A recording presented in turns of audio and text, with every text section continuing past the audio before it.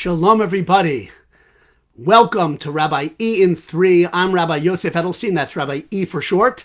And this is coming to you as a Facebook live stream video, or later on as a YouTube video you can find on the MEOR DC YouTube channel, or as a podcast, audio alone, of the Rabbi E in 3 podcast series. So there's multiple ways to access this hopefully elevating information, or many ways to try to avoid this elevating information. And I don't want to alarm people, but I want to intrigue people by showing something that is a very beautiful sight to behold, a bottle of delicious kosher wine. And this is indeed one of my favorite topics, one of my favorite pleasures in the world. And there's delicious kosher wine, by the way, which many people, especially slightly older like my age, are not even aware of.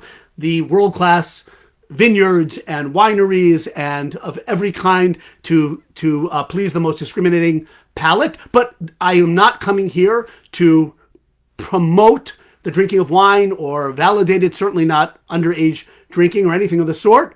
But I am coming to discuss what really is a very fascinating topic, and that is physical pleasures and how the Torah and Judaism, broadly speaking, look at them. And that's why I have the bottle of wine. Right, it's not Shabbat yet, but Shabbat is coming. And indeed, as we'll talk about in a few minutes, on Shabbat, it's a mitzvah to have a cup of this wine, any great wine, any kosher wine, as we sanctify and elevate the day. So this is Rabbi E in 3 on physical pleasures and Judaism in a short encapsulation of that vast topic. Or the subtitle would be, not a foodie, a YEHUDI. YEHUDI means Jew in Hebrew. Not a foodie, but a YEHUDI. So why am I even talking about this now? So it happens to be connected to this week's Torah portion, Nasso, the second portion of the book of Bamidbar, Numbers. But whether you look at the Torah portion weekly or not, it doesn't matter. There's a fascinating observance, tradition in ancient Israel. It's not really done nowadays by and large, okay? Don't try it at home. But there was something the Torah describes as a man or a woman of their own free will taking a temporary vow to abstain from wine. A neder, a vow of nazirus. A nazir means someone who separates. That's one meaning of the word nazir, who separates for a temporary period usually, though they could do it for a long, long time or their whole life, but that wasn't usual. Abstain from wine. And they even had to abstain from grapes, because that could lead you, eating grapes, that could lead you to drink wine. And there were other things. They couldn't go into a cemetery, which would make them spiritually impure. That's a law in the Torah. They had to let their hair grow. But the main idea of this temporary period of abstention was not to have wine. That was the main focus of it.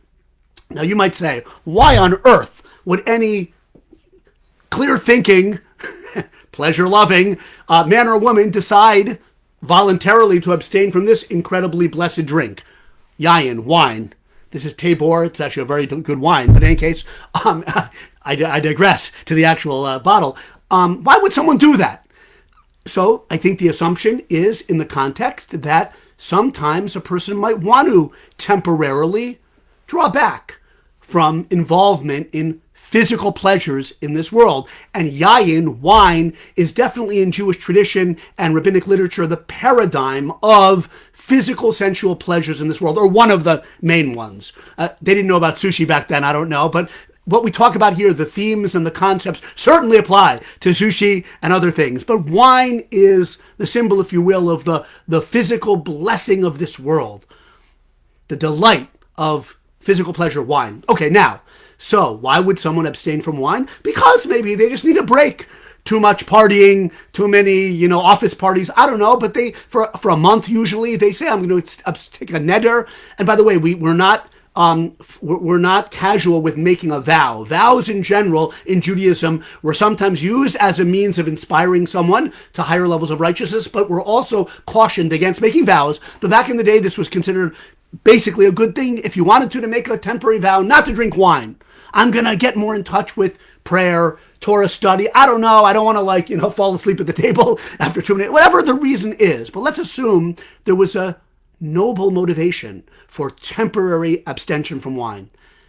So I already said a noble intention, but it's interesting.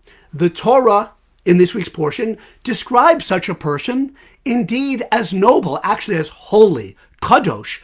In one respect, this is a very wonderful, holy thing to do. Holy, elevated, meaning at this point in my life, I'm feeling that the involvement with wine or these, as a physical pleasure is maybe an obstruction to reaching higher levels of, connectedness, attention to family, whatever it is. And so the Torah calls such a person a holy person. And it actually uses an expression that suggests that it's a wondrous and heroic action. And it really is. In a physical world loaded with pleasures and loaded with good wine, and believe me, Israeli wines are really good nowadays. Check them out. Tabor and Yardain and Tepperberg, many others. Rekanati, I don't want to, okay, that's not the point of this podcast, is it? Okay, or this video. But, right, so it's a beautiful, heroic thing. I'm stepping back from an over-involvement in physical pleasures. That's holy. Holy means I want to connect to God. I want to be elevated beyond just, being obsessed with physicality. But on the other hand, in the very same passage in the Torah, there's a suggestion in a certain wording. We don't have to go into it now, but the Talmud expounds on it. There's a suggestion that this person, this Nazarite, this Nazir, this man or woman, temporarily for noble reasons abstaining from wine, is a sinner, is making a mistake, is missing the mark, which is the literal etymology of the word chet, sin, in Judaism. So what are they? A holy person or a sinner? And why on earth are they a sinner? Maybe the wine companies are upset that they're not selling, too many volume of bottles with all these Nazarites around, but how are they sinning? So here's the idea. The idea is that sometimes, well, let's say it like this. Two extremes. Both not healthy, not sustainable, and not Jewish inherently, right? Traditionally, inherently Jewish. One is the extreme of hedonism, non-stop involvement with physical pleasure, wine and feasting, eating and drinking and being merry all day long, every single day. Is it evil? Is it the worst sin in the world? No, but it's missing out on higher purposes and meaning in life. And by the way, I'm not talking about forbidden pleasures. The Torah forbids certain pleasures. Let's say you have kosher wine and kosher hamburgers day in and day out for weeks on end. Okay, that, I think Jewishly we'd say it's like going overboard, right? It's disconnecting from a higher purpose to life than merely enjoying the beautiful physical pleasures that are in this world. Again, I want to stress, we do not believe the physical world, or I should say, we don't believe it or its pleasures are evil or bad, but an over-involvement can certainly lead to neglect of higher calling and higher pursuits. So the one extreme is hedonism. The other extreme, asceticism. I starve myself. I deny myself pleasures. I would say I won't even look at the pretty colors of the leaves. I'll blindfold myself. Why? Because I just don't want to be distracted from unifying my consciousness with God. And the physical world is a barrier. It's an obstruction. Pleasures get in the way of spiritual. That would be like hardcore asceticism. Take a vow of poverty. Go live alone. That's not a Jewish way. The rabbis say that's the wrong approach. The right approach is somewhere in the middle. Somewhere in the middle, neither a hedonist nor an ascetic. Now that can sound like, oh great, moderation. And yes, in a certain sense, moderation, which nowadays sort of has a bad name, I think, is because we live in a time with such superabundance of physical pleasures that you say moderation is like, oh, you're ruining the party. But no, moderation is neither too much one way or the other. But it's more than moderation. Let's understand. Why is it more than just kind of a bland, outlook of just moderate? Think about this. At the holiest moments in our tradition, or some of them, wine is connected to them. The rabbis say that at a circumcision, when a Jewish boy is initiated into the covenant, the holy covenant between us and God, to be a light unto the nations, to try to live a moral, upright, mitzvah-based life on behalf of ourselves and all of humanity. At a circumcision, it's done over a cup of wine. When a man and a woman get married under a chuppah, they do it over a cup of wine, and very beautiful blessings, by the way, on that cup of wine. And in a few hours, on the holy day called Shabbat, we begin Shabbat by declaring the holiness, sanctity, specialness, connectedness of Shabbat over what? Over a cup of wine. So we see that our great sages saw that wine, and wine, let's just say, stands in a certain way for intense physical pleasure, is connected to the most holy moments, many of them in our experience. Now, why are they doing that? Are they just saying like, okay, well, we're nourishing the soul with this blessing or observance, and now let's kind of kick the body in and let it get some pleasure? Maybe that's a way of looking at it, but I think it's much more than that. Because, and here's the point, let's go back to the Nazarite. The Nazir separates from wine temporarily. That is called holy in the Torah, but our great sages say that's a lower level of holiness. It's really it's a step on the ladder to the highest rung of holiness. What do I mean? The lower level of holiness is, it's going to distract me, it's going to confuse me, confound me, make me too physical, sensual, whatever, and I can't deal with it, and I'm going to, okay, that might be good temporarily, or it might be ideal as a stepping stone to the higher level. What's the higher level?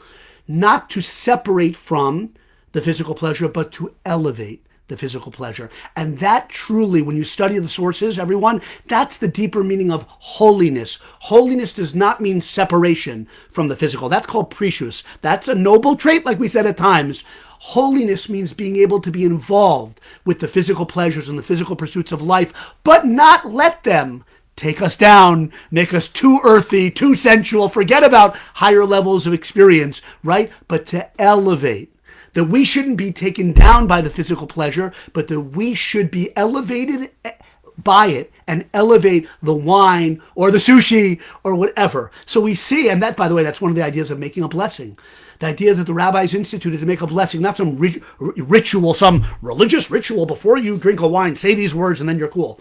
No, it's an expression that this physical pleasure, whether it's the wine or the sushi or the coffee, I'm letting it all hang out. These are all my favorite pleasures, right?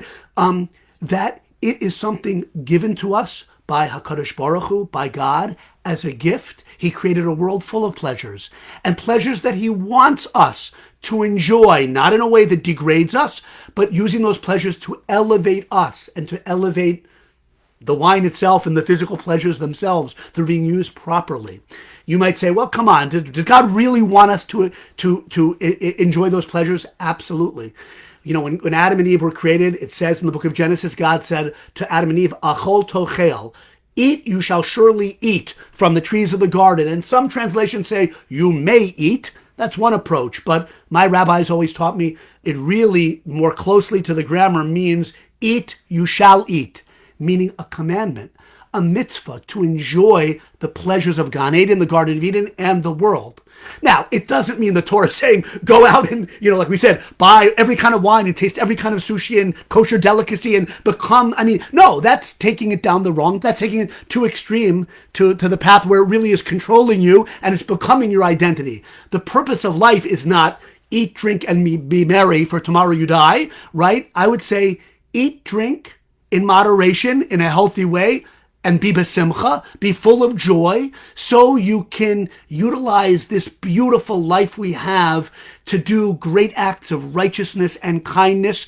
Oh, and, by the way, that physical pleasure of the wine or the sushi or the coffee, as much as each one of us needs that, it gives us peace of mind and clarity and calm to be able to turn our attention for most of our days to higher pursuits of Torah, mitzvot, good deeds. But it also is a means to thank God himself. Back to the blessing. We thank Hashem for the blessing, the delicious taste of a wine or of a sushi. And thereby we elevate the pleasure connected to something eternal, to its source of the pleasure, which is indeed eternal, and it becomes part of our larger goal in life. Because the goal of life is not to be a foodie. The goal of life is to be a YEHUDI, if you're Jewish. And YEHUDI comes from the root word that means to praise or give thanks. To give thanks for life and everything in this world, to develop ourselves, each one of us, our unique character, our unique talents and capabilities for the benefit of our own sense of completion and for the benefit of the Jewish people and by extension, the whole world. Not to be a foodie or a ludi, and I couldn't come up with a rhyme for like an ascetic Rudy, I don't know, but to be a Yehudi, to utilize these beautiful pleasures of wine, if you like it, at the right time, and certainly Shabbat is an extra right time to do it, and the sushi if you love it or whatever, to utilize them, to not be drowned by them. It's interesting, the word teva, which means nature in Hebrew, also comes from the root to be submerged or drowned, because indeed the Holy Tongue teaches us that incredible concept. This physical world is meant to be enjoyed. God says, eat, you shall eat, but you can be drowned. You can be drowned in the pleasures. Don't be drowned. Get that life jacket of studying Torah and keeping Shabbat, if you can, keeping the mitzvot as much as you can. That's the life jacket that enables us not to be drowned in the sea of pleasures of this world. Make blessings. They connect us in this moment of wine or coffee to the eternal one. I've said way too much. I hope you're watching. I hope someone's watching. But you know what? I've had fun talking about this. Yes. It's harder, by the way, I should say, to do this properly. It's easier to say, I'm not going to ever drink wine again, and I'm off. And again, please, if it's bad for you, if it's trouble, do not drink it. This is not promoting wine or any wine company. I want to say that again, right? But the attitude, right? You can utilize, I hope, what I've said here for the attitude towards physical pleasures in general. Use them wisely. Eat, drink, be besimcha. Do it with das, with seichel, with understanding, with balance, with moderation, even though I know that word is not so cool. But it is cool not to be a foodie, but to be a Yehudi. Have a wonderful, and it doesn't mean don't take a vow of Nazarite, being a Nazarite, but the concept and the idea, maybe you have to take a little break from the foodie stuff and for the wine and the sushi, but you realize that the Torah wants us to be besimcha in this world. And physical pleasures like wine have a role to play in helping us to lead lives of simcha, and with that feeling of vitality and simcha, to lead lives of great purpose and spiritual meaning. Thank you so much, and have a wonderful Shabbos.